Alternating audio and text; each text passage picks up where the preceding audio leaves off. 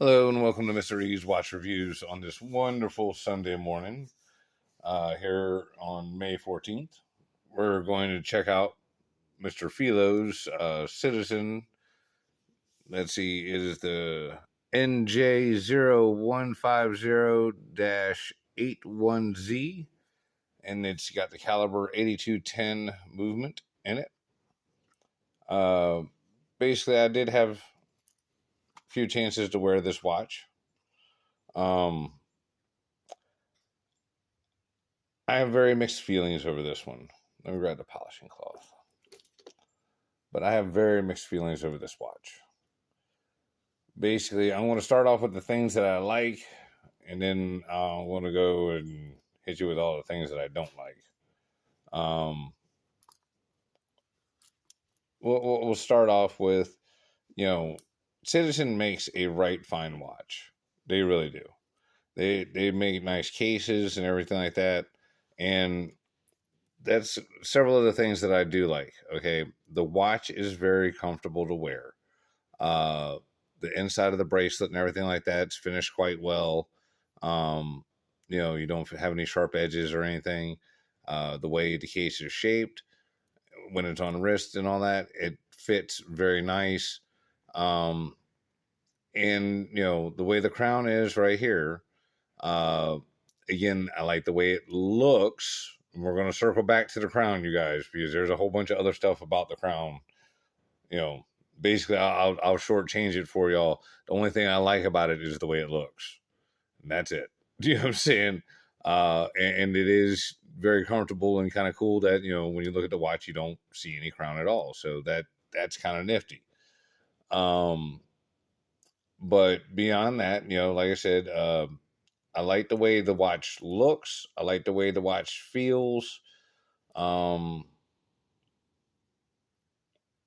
But yeah, like I don't really think this one would be the watch for me. And again, we'll go ahead and circle back to that crown right now. This thing is a pain in the ass, like a huge pain in the ass.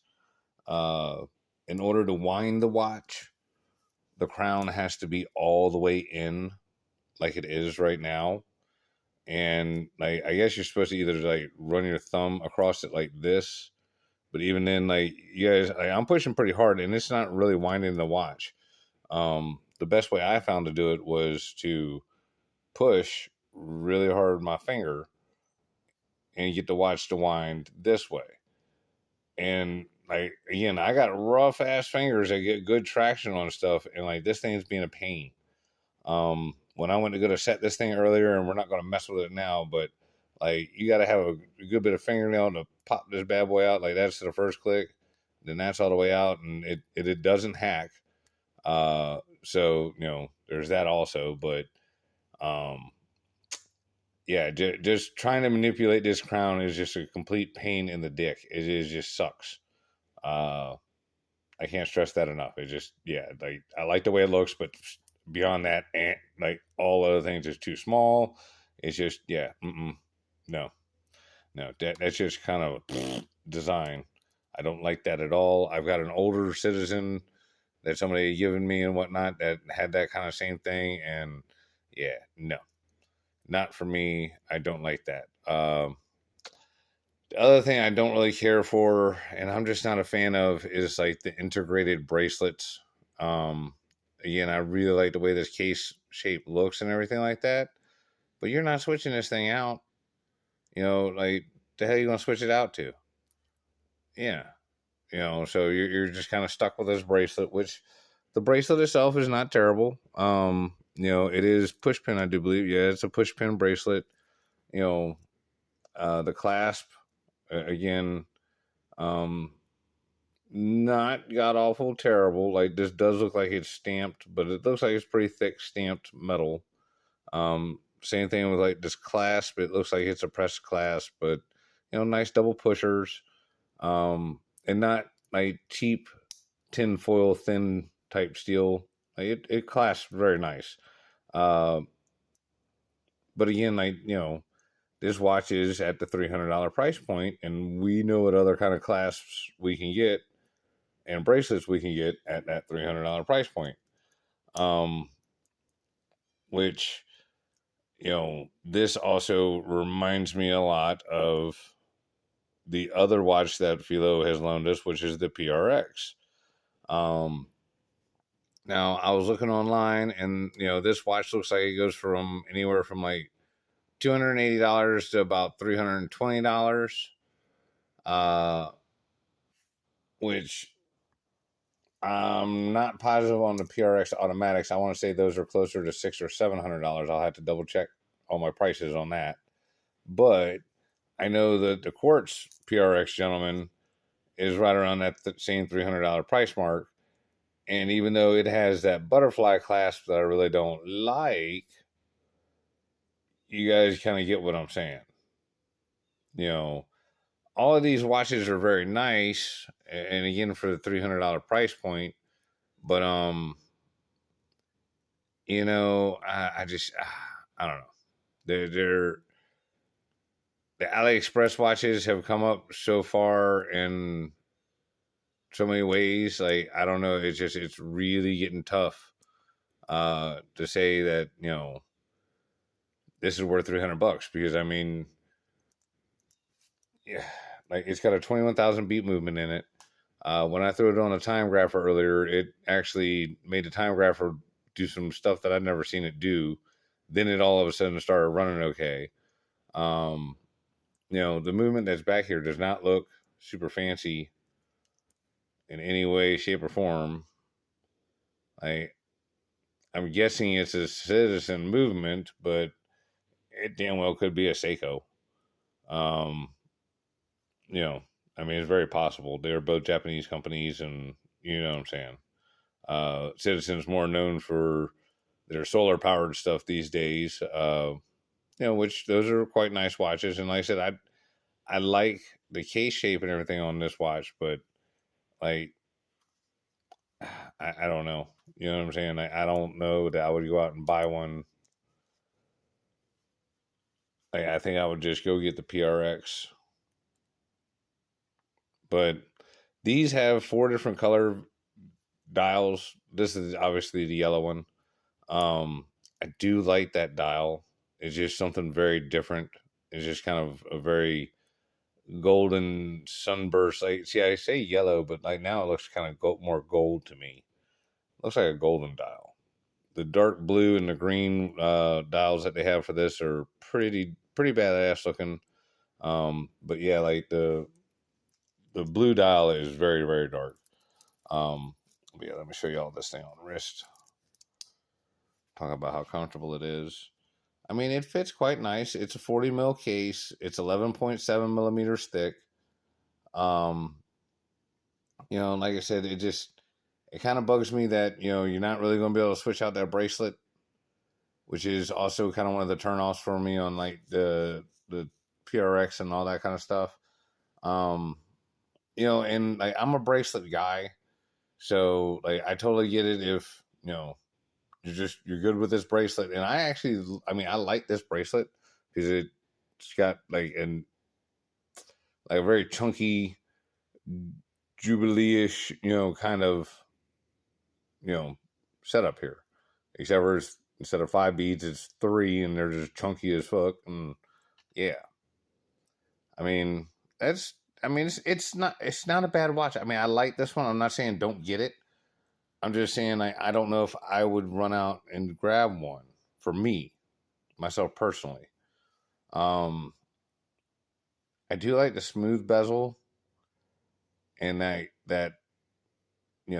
how they got that taper there, right here. I don't know what else you would call it, but like, I don't know. I like the way this is cut at the lugs, because like, you see how it's just changing in the light there. That's just very cool looking. It does have sapphire glass. It was keeping reasonable time here. I'll show you all on the time grapher. I'm going to bring that out to the forefront. I don't know if it'll do what it did earlier, because it did some weird stuff.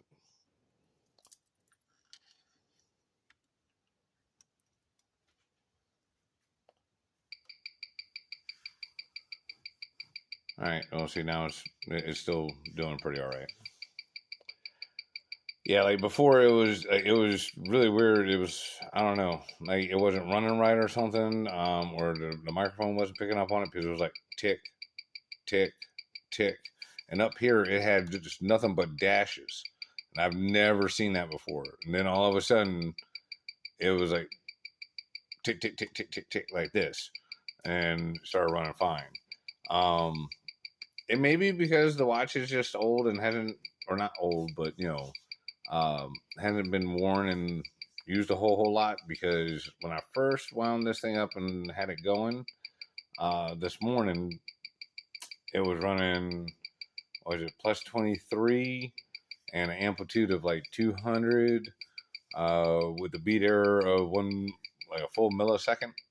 So just by wearing and moving the watch around and everything like that and get the stuff lubed up, it looks like things are improving. It's running, pretty steady around plus 15, plus 17, which is very reasonable. Again, kind of, makes me more lean to believe that this might be some kind of Seiko movement. Just because, it's them tolerances and that beat that kind of gets me there. Not only that, but like it kind of looks like one when I look at it through the back of that sapphire glass. This watch does have 50 meters of water resistance. So I mean, it's not bad for a nice little like dressy sports watch kind of deal, or an everyday daily wearer. I don't know if I would be able to rock the yellow gold dial for everyday wear, but I mean, I can definitely see how, like, because again, my man lives down in Miami. Like, this watch in Miami would totally work all year round. Like, I don't know if you'd be able to get away with that, like out in the middle of Minnesota, in the middle of winter. Like, I don't know. It's just you know what I'm saying. It's two different, very very different feels. Like one's tropical and paradise, and the other one's a frozen wasteland of snowy hell and moose poop. So yeah, sorry Minnesota. I love the cheese though. I guess that's Wisconsin. Yeah, I don't know. At any rate, I do know it gets cold as hell out there. That I do know. So, at any rate, let's go ahead and get back to this. So, as we established, it runs reasonable. I mean, runs quite well. Nothing really to write home about, but it's pretty good. Um, you know, I mean, all in all, like I said, for the $300 price point, and again, we were just looking at the Longines, and the Longines had the same damn kind of, type similar shit, push pin and blah blah blah, and they wanted now was $1,700 brand new. So, yeah, I mean, I guess you got to kind of take that solid with a grain of salt. All I'm saying is that I know of a ton of other watches that offer the screw links at or around or anywhere near, all these price points. So, yeah, I mean, come on. I don't know. But as Felo did point out, the push pins do seem to work right good. Like you have less problems with them backing out. If you get it in there correctly, you have less issues with them falling out.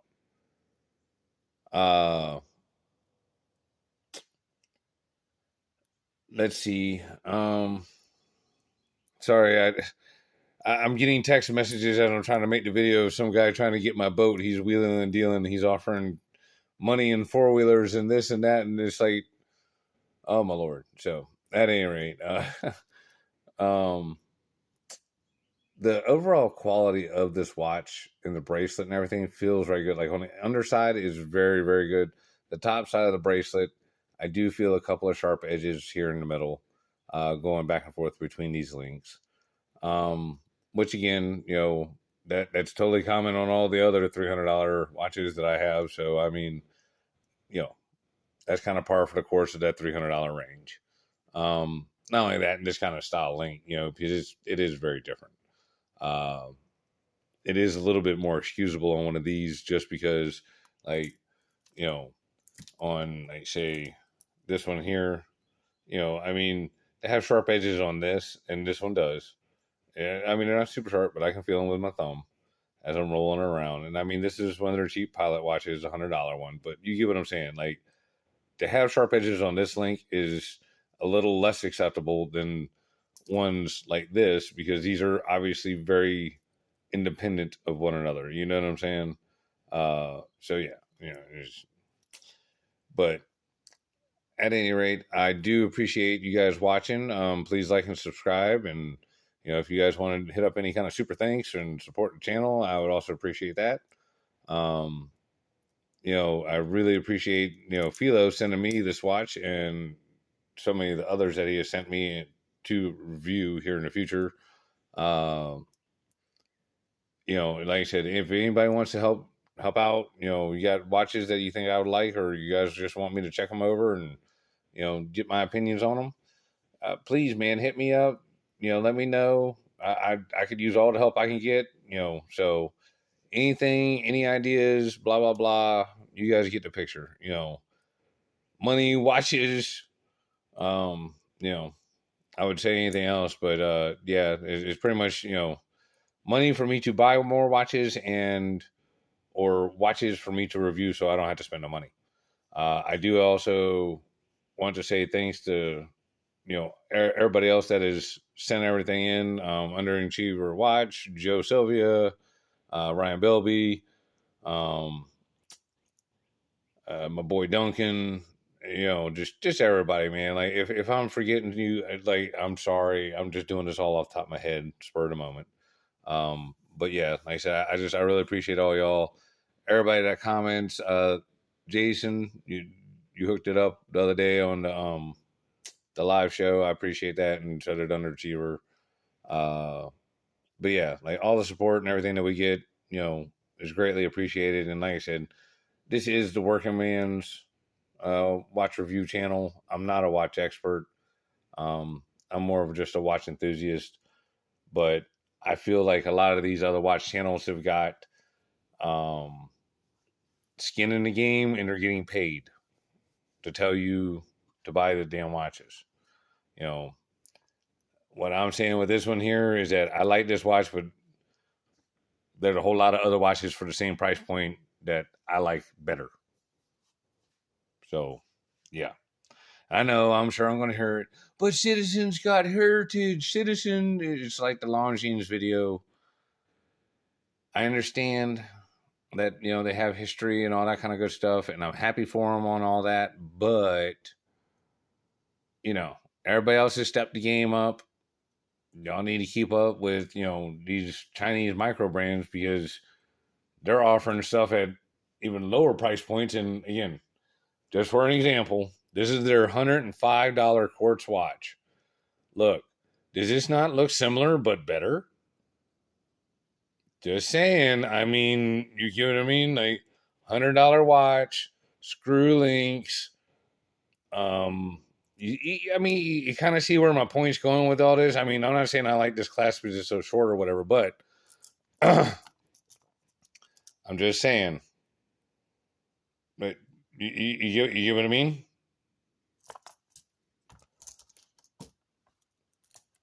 I think Citizen and Seiko need to stop getting a pass for riding on their heritage and get their game up on their $300 to $500 watches, is what I'm saying. Like I said, I like this watch. It's very comfortable to wear and everything like that, but the crown position and everything, or at least the crown size, needs to be dealt with, and it should have a screw down crown. That would help out immensely with this whole little situation with this, because if it had a screw down crown, this wouldn't be such a big problem. You know what I mean? But how they got it all tucked in there, I could see how that would maybe even be a bigger issue, because if you screwed that crown down too tight, you ain't getting that bad boy off. Because it's hard as a bitch to turn it, just to wind it, much less unscrew the crown with threads. But at any rate, I appreciate y'all. Have a nice Sunday. Check y'all later. Bye-bye.